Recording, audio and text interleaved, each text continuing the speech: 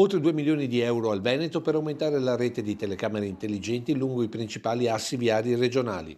È il nuovo provvedimento del governo sul fronte sicurezza annunciato dal sottosegretario all'interno Emanuele Prisco a Preganziol. Quello dei furti è un problema importante, su questo abbiamo fatto anche uno stanziamento importante di risorse da coordinare con le regioni proprio per potenziare la rete, anche in Veneto, di videosorveglianza sulle strade principali, perché spesso non sono criminali autoctoni ma criminali che vengono da fuori a rubare in Veneto. Proprio un sistema di controllo delle vie di comunicazione principale con la lettura targhe sarà da qui a breve messo in campo insieme a Regione Veneto ed ha l'obiettivo proprio di limitare e scoraggiare questo tipo di attività criminali. Ad accompagnarlo il vice sindaco di Montebelluna e candidato in regione Claudio Borgia, che in segno di distensione dopo le recenti polemiche a Treviso ha portato il sottosegretario al vicino gazebo della Lega per ribadire la competenza del centrodestra anche nella Marca sui temi della sicurezza, zone rosse comprese. Le zone rosse funzionano benissimo, hanno permesso di controllare oltre 2 milioni di persone in Italia, hanno consentito di facilitare le espulsioni che